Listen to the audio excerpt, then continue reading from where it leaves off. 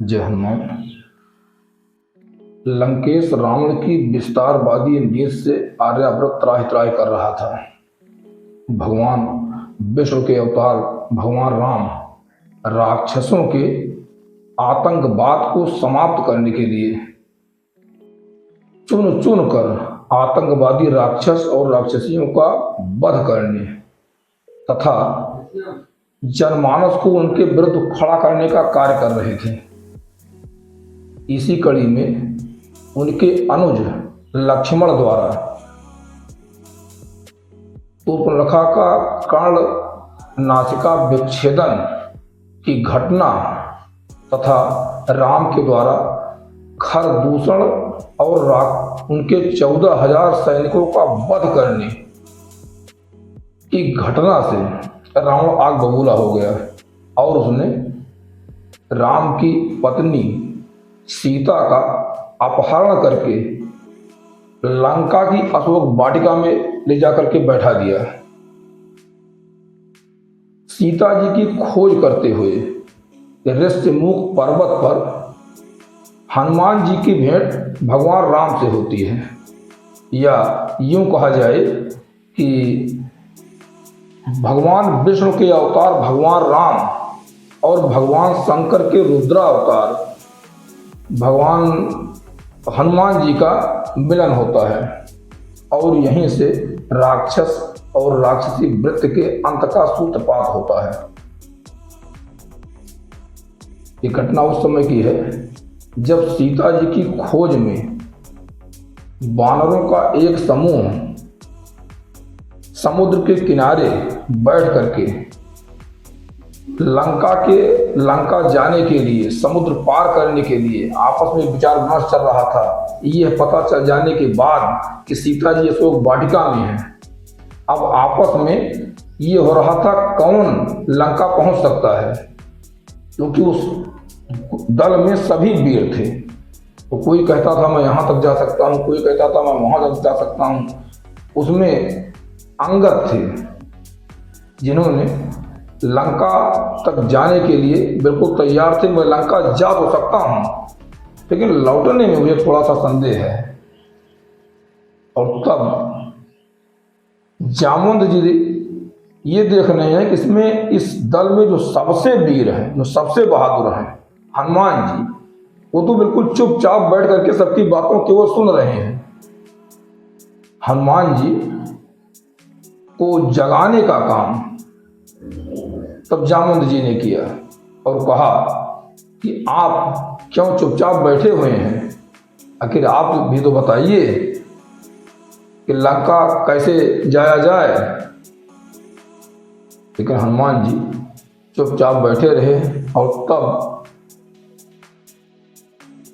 जामुंद जी ने जिस तरह से हनुमान जी को लंका जाने के लिए प्रेरित किया, उसमें वीर रस के प्रख्यात कवि श्री श्याम नारायण पांडे जी ने जय हनुमान की रचना की और उसने हनुमान जी के शौर्य, वीरता, भक्ति, विवेक आदि का सजीव चित्रण किया है। जय हनुमान के प्रथम सर्ग का आनंद लें कि जामवंत मारुत से बोले क्यों चुप हो, कुछ बोलो तो, सोच रहे हो क्या मन ही मन, हिलो हिलो कुछ बोलो तो।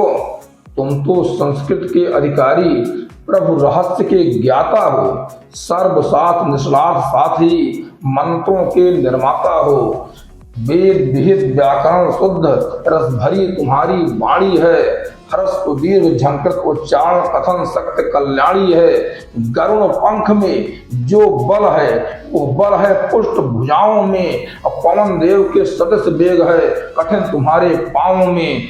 ये समुद्र क्या सहसों में ही सूर्य लोग हो आए हो। इंद्र वज्र सहलिया मगर तुम अपनी हन खो आए हो। वामन सदृश त्रिलोक नाप सकते हो यदि तुम चाहो तो, और धरा उठाकर उड़ सकते हो अपनी शक्ति जगाओ तो। उठो गरजते सिंधु लांघ कर हम सबका उद्धार करो, और जगदम्बा का पता लगाकर रघुकुल का उपकार करो। मान हनुमान गरज कर उठे, रोम भरभरा उठे, कवि गर्जन के भीमनाद से गिर कानन हरहरा उठे। किया गात विस्तार सिंह सम, बारंबार जमाई ली, तैर गया लोहू आंखों में, गरज गरज अंगड़ाई ली। बड़े झुके बड़े बूढ़ों के सम्मुख, पंचदेव को कर जोड़ा, पिता बाय को नमस्कार कर, अलंका का अंतर जोड़ा। एक बार हुंकार किया, फिर बावाता वर्ण कराह उठा, वीर वानरों का समूह मिल वाह वाह कर वाह उठा। सिंह सदस्य उछले महेंद्र गिर पर, धमके बजरंग बली, अचल हिला तो फूल बिटक के बिखर गए गिर गली गली। अद्य कंप से टूट टूट कर बड़े बड़े पाषाण गिरे, किसे बापरे वन्य जीव मानो लक्ष्मण के बाण गिरे। दंस मारने लगे विषैले, विषधर गिर चट्टानों को, चटक चटक चट्टाने टूटी तो भय हुआ महानों को। पवन तनय पर्वत पर पिंगल, बलि बर्द सम खड़े हुए, तेजस्वी तन रूप देखकर वानर हर्षित बड़े हुए। हनुमान किलकिला गरज कर चकित बानरों से बोले, एक एक हुंकार घोष पर पर्वत के कण कण डोले। जामवंत अंगदाद स्वस्थ चित्त हो जाओ तुम, वैदेही पद देख तुरंत लौटूंगा मंगल गाओ तुम। जामवंत अंगदाद सब स्वच्छ चित्त हो जाओ अब, वैदेही पद देख तुरंत लौटूंगा मंगल गाओ अब। वीर बानरों करो प्रतीक्षा, राम बाण बन जाऊंगा। जगदम्बा का समाचार आनंद फानन में लाऊंगा। अग्नि शिखा बलवान वायु की जहां प्रगति रुक जाती है, मेरी प्रगति वहां भी है, बाधा मुझसे झुक जाती है। कौन जल तैरे, मैं तो नभ के पथ से ही जाऊंगा, और नभचारी जीवों को भी गत उड़ान से नभचारी जीवों को भी दहलाऊंगा। इंद्र हाथ से सुधा छीन कर कहो अभी तो लाऊं मैं, देख रहा हूं जगदम्बा को, बोलो तो उड़ जाऊं मैं। अब सबकी सम्मति हो तो मैं लंका को यहीं उठा लाऊं, और नहीं तो आज्ञा दें लंका को आग लगा आऊं। उड़ा दृश्य देखो दुनिया का यह आश्चर्य निराला है, और सूर्य रत्न की तरह चला मन आतुर है मतवाला है। यह कहकर गरजे नागिन सी पूंछ उछाली अंबर में, भाव वेग से तन झकझोरा उठी तरंगे अंबर में। और लगे गरजने बार बार गिरे, हिला निवासी कांप उठे। एक साथ ही मृत्यु आ गई, सबकी सबने भांप उठे। मारुत ने अब परिज भुजाओं को पर्वत पर अड़ा दिया, अपने बलशाली पांवों को अचल शीश पर गड़ा दिया। और तन समेट कर बड़े वेग से उछले सबको दहलाते, हनुमान सजगरुड़ बन गए उड़े गगन में लहराते। अब उनके साथ उड़े तरगिरी तीव्र वेग को सह न सके, और चले पाहुने को पहुंचाने पर्वत पर से रह न सके। अब फूल गिरे सागर में तो वो नवसा छविमान हुआ, और क्षणिक सिंधु को फूलों का भी गहनों सा अभिमान हुआ। नील गगन में इंद्र ध्वजा सी लंबी पूंछ फहरती थी, अब अगल बगल से हवा निकलकर बादल सदृश गरजती थी। कठिन वेग से खींच बादलों को नभ में छितराते थे, बड़ी बड़ी लहरें उठती हनुमान गरजते जाते थे।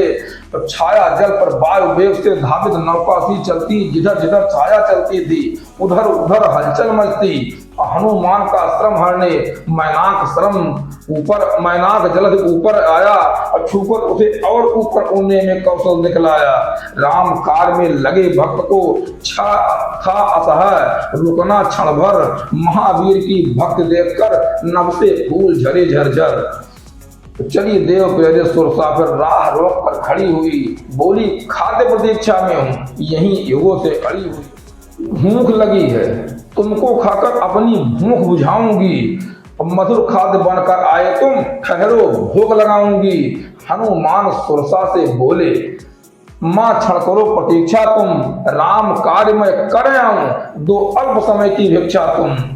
राम लोक के साध यशस्वी नामी महिमा वानों में, राम साधु कार्य में बाधक हो, निंदा होगी विद्वानों में।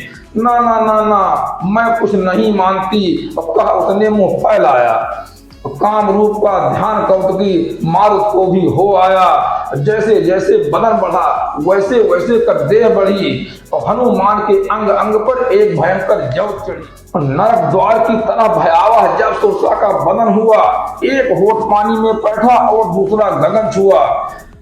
तब लघुतन बन गए पवनसुत और मन में कुछ करबल छाए, मुंह में घुसकर कर्ण रंध्र से बाहर तुरंत निकल आए और प्रणाम किया सुरसा को।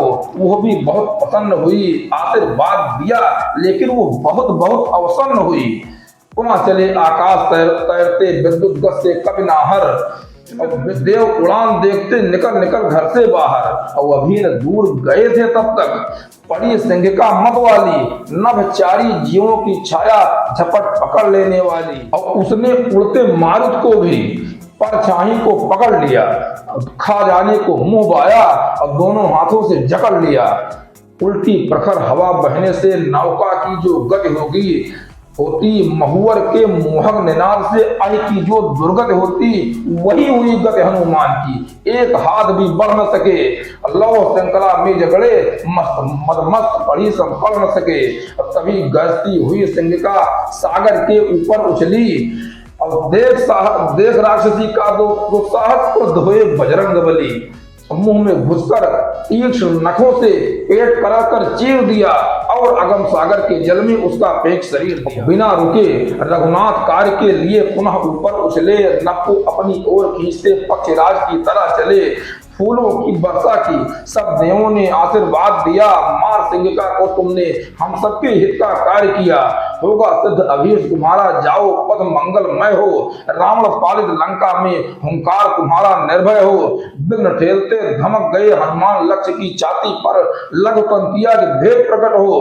कहीं न सोनर घाटी पर लंका के रक्षक पर्वत के एक शिखर के वृक्ष तले भले सोचकर विधि प्रवेश से सावधान हनुमान चले। जय हनुमान।